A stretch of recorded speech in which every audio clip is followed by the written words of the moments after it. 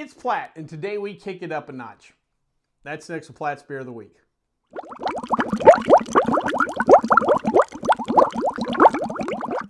So the particular beer we have today is Stash Bandicoot.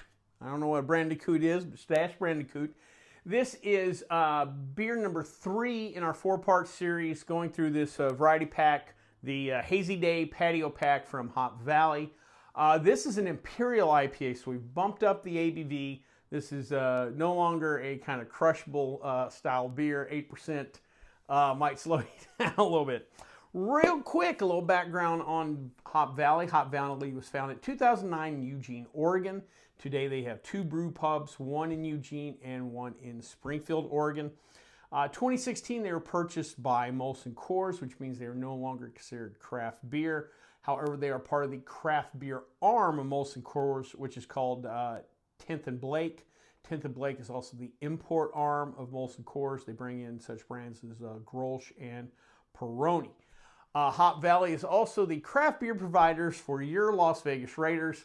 Not too many comments in there. I just have to give that out. They produce a beer called Viva Hop Vegas that they sell at the Raider games and throughout here in Vegas. I'm not sure how it's distributed throughout the rest of the U.S. I thought today we'd kind of jump into what is a hazy IPA. Since this variety packs their hazy IPAs, I thought we'd kind of jump into that. There's a couple reasons why they get that hazy look, but first I want to talk about the name.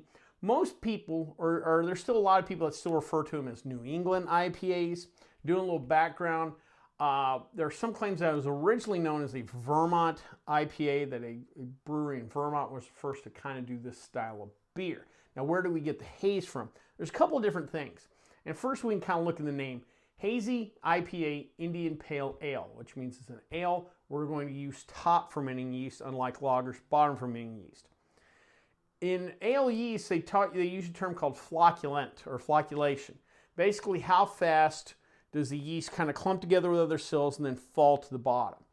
In hazy IPAs, they use low flocculent yeast, which means the yeast does not fall out as quick or as easy, does not clump together with other yeast cells and fall down.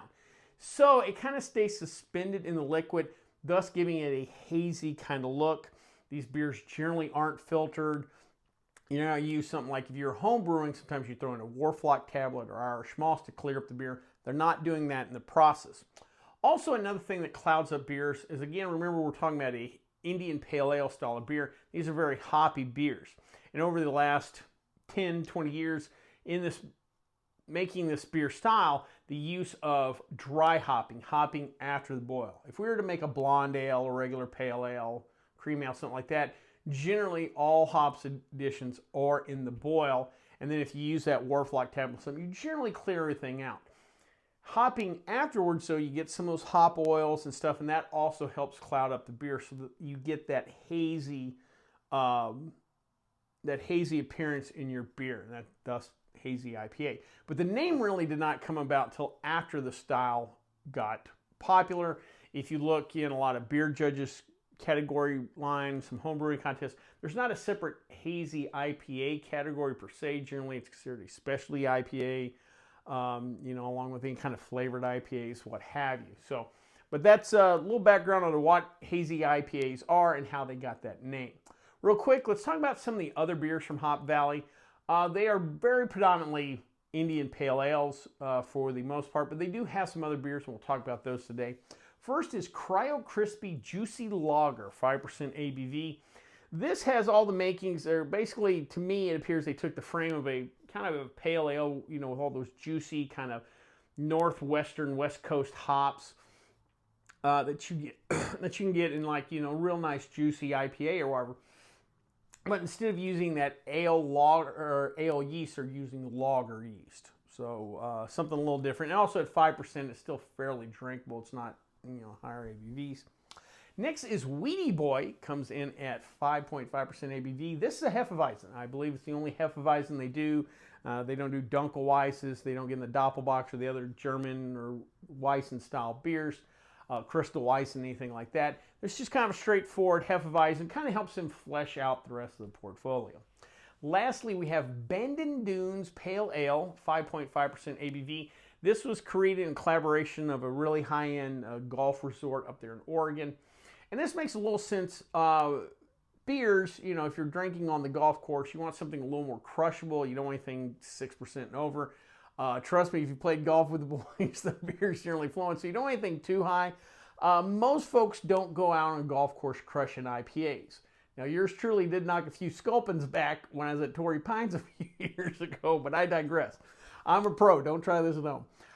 So anyway, but it makes sense. A nice kind of drinkable pale ale for the golf course makes a lot of sense. Well, before we try this particular beer, though, let's check out the stats.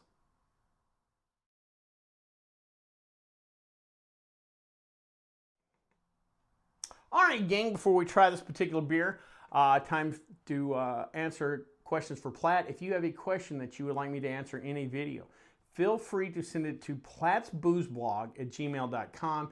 In the subject line, put questions for Platt, and I'll do my best to answer it for you. Today's question comes from Brandon Vucic, and he asks, in a homemade wine video, he asks about filtering wine. Can I filter wine? The quick answer is yes. But let me go over some ways, because basically, in a lot of concern I get in videos is, well, gosh, there's a lot of yeast, or a lot of yeast in the bottom. I don't want to obviously drink yeast, and you don't. So, but there are other ways to kind of tackle that. I always kind of, for decanting, if you let it ferment out fully, and that's part of the problem. People want to, want this done in a few days instead of weeks. So I generally prefer decanting, and I have a video on how decanting is pretty simple. You just let the yeast settle, and then you kind of pour off the top. Now, if you insist on filtering, you can filter for sure. People want to use coffee filters, and I get it, they're cheap. Most people have them around. It's going to take a long time, and you're probably going to let your wine kind of sit out and oxidize through that process. I would suggest if you're going to go that route, go cheesecloth and sit. It'll get through quickly, but you'll get most of that yeast stuff out, no problem. Now, if you're getting into home winemaking, there are other things that you can add in the fermenter that kind of helps clear it. There's things like gelatin, diatomaceous earth, bentonite, isinglass, just to name a few that back in the day they used to use fish bladders. But these additives you'll pour in during fermentation, they'll kind of settle through the wine, they'll kind of pick up some yeast, any other physical matter in there, and just kind of bring it to the bottom. And that's another way to kind of help filter your wine. So, Brandon, I hope that helped you out. All right, well, enough about that. Let's drink an Imperial IPA.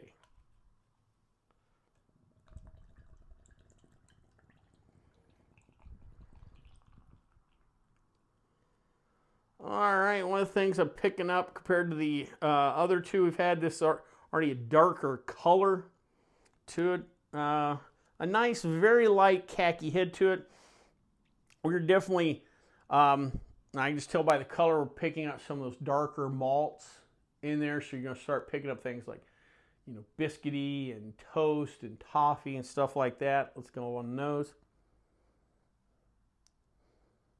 All right, plenty of malt. The malt's really, the hops are there, but the malt's also really kind of shining through here. I'm dying to dive into that. Here we go.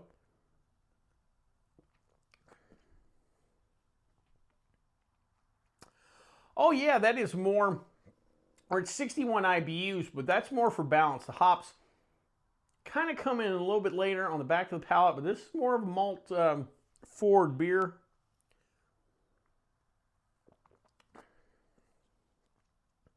Has a lot of sweetness toward the front, and I'm getting almost flavors of some even darker, bigger beers.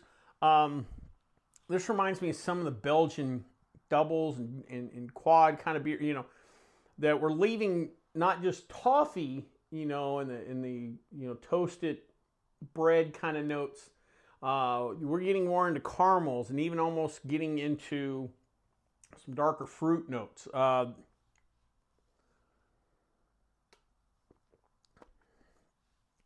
Yeah, to me, this beer has a nice malt complexity. For an IPA, malt does show up in IPAs. It's not just straight hops. But this one has a real nice malt complexity to it. I do notice it a little bit. It's not a winter warmer style beer, but you notice the alcohol. This is not something you're going to slam through. The body is a little more viscous. We're strong medium to medium plus. Just a nice kind of bigger beer, and the hops are there enough to provide real nice balance, but not hugely prominent on the nose or the palate. Well, I hope you liked this video. If you did, please subscribe down below. Also, please like the video because it lets YouTube know we're putting out good content. If you have any questions, comments, concerns, or beers that you'd like me to try, please leave them in the comment section, or you can always contact me on the Twitter page.